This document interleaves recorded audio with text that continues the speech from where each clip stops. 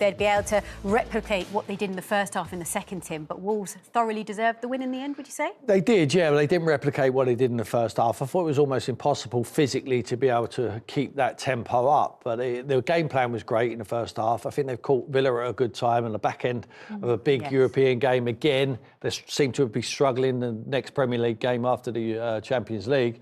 But they're going to have to try and put that right. But in the second half, I thought he made changes. Good changes at half-time. Marlon looked very sharp at the top end of the field. He's ended up with 21 touches, whereas Ollie Watkins, you know, he's had 11 touches in the first half. Marlon's had 2 shots, Ollie Watkins had none. It just tells you everything, that they were better in the second half. And the aggression of the Wolves press just deteriorated, really, but it was impossible to keep it going. But they played on a counter-attack. They sat in nice and tight, and it was a sucker punch at the end, and it was a quality of Cunha just to put the game away. Yeah, absolutely, late on. Well, let's take you back to the first half. In the 12th minute, Bellegarde scoring that goal. That first goal was so important, wasn't it? It was key because, as Tim said, they started really sharp and pressing, and you've got to take your moments, and this was it, really. I think, again, makeshift back line from Aston Villa struggled at times tonight, especially when balls went in behind. It was a great through ball. You see here now, Kamara steps out. He's usually playing centre midfield. He goes into that area to press when he probably should have stayed. And then all of a sudden, that little space opens up. Sarabia plays a great little ball in. And then it's a brilliant finish from Bellegarde. And you're thinking, you know, the ball's got the outside of the goal there. Could Martinez have done better at near post potentially? But you have to credit Wolves. Started sharp, step ahead of Aston Villa and deserved their goal. Should Martinez have done better for that? I'm not too sure. I find it very difficult to criticise a goalkeeper of his calibre. I think him and Alisson are out there on their own as the best 2 goalkeepers. And Peter Schmeichel says many, many times on here when he hates pundits saying you can't get beaten in near post, and he says, why not? Because if you offer him too much on the far post, then he will just roll it in the side. I think the pace of Bellegarde's shot just takes it past him. It was a very, very good strike. And it was poor defending, and it was Kamara who's doing a job there. He's a midfield player. But look, if he steps too far to his left, yeah, he might save that one in near post, but then he would tuck it into the right-hand corner. So I think the pace of the shot, I think he hits it very well. He's a very good goalkeeper. You've seen with the saves he makes, but he's disappointed, but he's disappointed every time the ball goes in his net. Cool. That's why I think I said it, because they didn't show it there. His reaction, he took a drink, he was fuming. Because I do think he's unbelievable, but I do think he should do better there. I appreciate it's a fast shot, but I think he would be disappointed tonight with that. OK, well, there were 4 substitutions, as you mentioned, inspired substitutions for Aston Villa at half-time, and one of those substitutions thought they'd scored to level the score. Tim, what did you make of this whole This is a huge turning point in the game. Villa are on top at this stage. They worked this very well, and it's Rodgers there with Semedo is the defender there, and as he runs across, I guarantee that man has put his flag up because he thought Marlon, who's the goal scorer, was offside. Now, that is they're saying that Rodgers is in an offside position and he blocked off Semedo from playing the ball, but he's never getting that ball to McGinn in the first place. Look, it's hardly a touch. Hardly a touch. He's never, ever cutting that cross out. The ball to McGinn where he crossed it. Wow, says John. That is exactly what my reaction is like as well. But the letter of the law, they have to rule it out. But I'm telling you, the assistant puts his flag up because he thinks Marlon, the goal scorer, is offside. But when they examine it forensically, they realise that we can rule this out, but we rule it out for the Morgan Rodgers block. And this is what the Premier League Match Centre have put out on social. Essentially, this is saying that Rodgers isn't deemed to have fouled Semedo, but has impacted his ability to play the ball. Does that make sense to you? Yeah, it does. But I think if you actually go back to it, I don't know if we can quickly show it. Semedo's actually facing inside. If he was facing the other way, you see there, if you pause it there, he's actually facing not actually towards John McGinn. So he's never, like Tim said, he's never going to get there. If he was turned the other way, I could probably say, well, maybe he was blocked. But he's turned the wrong way. So I kind of think Wolves have had a lot of bad luck there. He's not even facing the right way. So he was never really worried about John McGinn in the first place. But I think, like I said, Wolves have had some bad decisions against them over the last year or so, and maybe that one that they've had a bit of luck tonight. OK, well, let's now get some reaction to that from the manager, Unai Emery. The offside goal chalked out with the free kick routine. What was your view of that? I don't know. It's their task. And the assist they watched it, they told me was not offside because he didn't touch the ball. But of course, it's VAR task. I believe in VAR. Now if I are telling something different, I am not in the right way in my thoughts. But of course, sometimes even VAR, sometimes I think they are making mistake.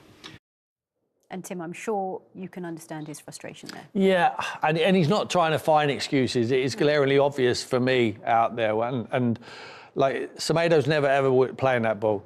You know, don't matter if Morgan Rogers is there or not. That pass to McGinn is the why they've ruled it out. They said he impacted Semedo's ability to go and win that ball. He's not winning it. He's never winning it. And when the ball comes across, Mullen's onside and he puts it in the net and it's 1-1 with the momentum going in Aston Villa's way. Karen's right. They've had some tough decisions against them. They were due one and they've got one here tonight. Yeah, no, totally there. And also, as you said, it would have completely changed the course of the game. And then what happened later? It was Cunha that scored a goal to just seal the win, 2-0 in the end. And I guess we said the biggest bit of transfer business this team could have done is keep this man. Well, we were arguing whether that was a foul against Morgan Rogers. But look, nonetheless, he's gone up the pitch, Cunha, and he's done that little bit of magic there. That little kind of drop the shoulder. This is where me and Tim were. I think he's touched the ball, then got the player, and I think that's why the referees allowed it to play on. I think, Tim, you had different views.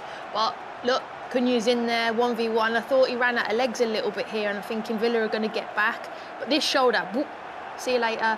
And then brilliant finish there, and the goalkeeper won't have no chance on that. But this bit there, see you later. Two sugars.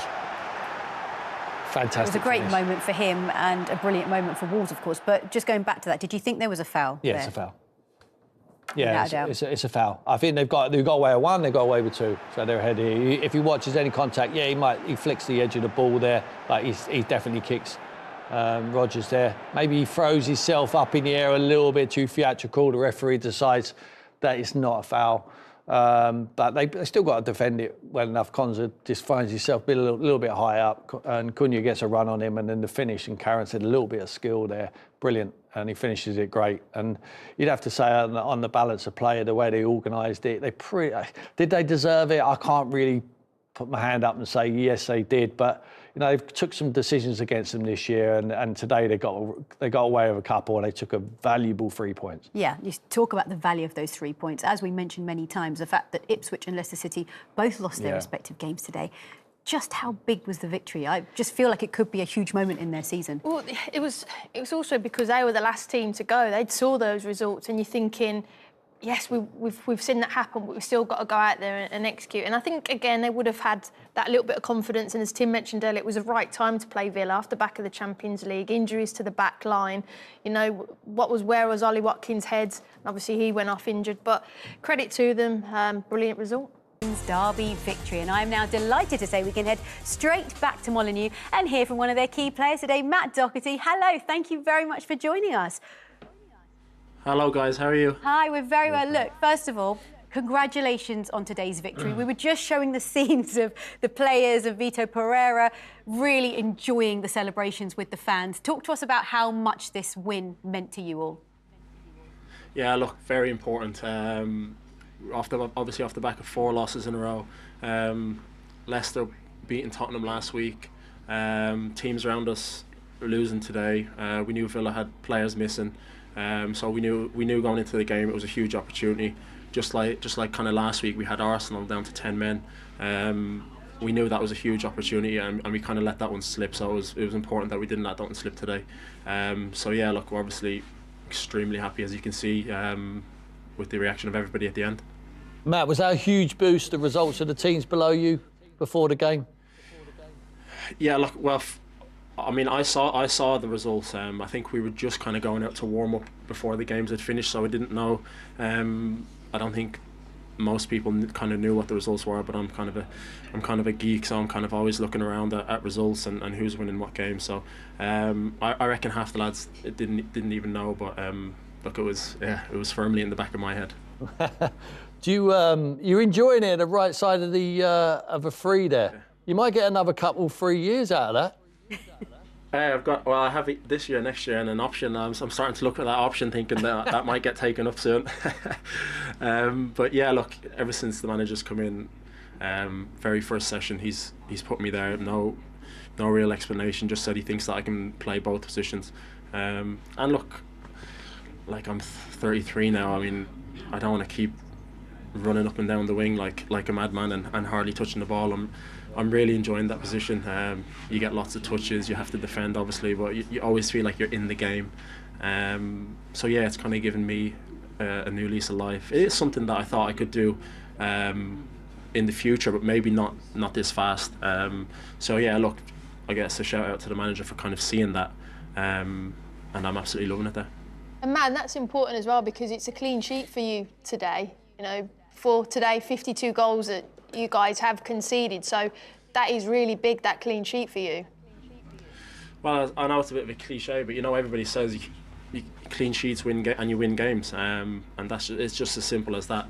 The more clean sheets we get, we know the talent that we have going forward. I mean, we missed some huge chances in the first half. I guess the game could have been kind of put to bed for maybe at half time. So look, we know as a back five or including the two midfielders or whatever you want to call it, if we're able to keep the ball out of our net, the boys up top are going to create. And I know we have been missing some huge chances in previous weeks, but if you keep getting yourself in the right position, you keep doing the right things all week in training, eventually it turns and eventually the ball starts going in the net. And yeah, like I just said a minute ago, more clean sheets and we'll win a lot of games.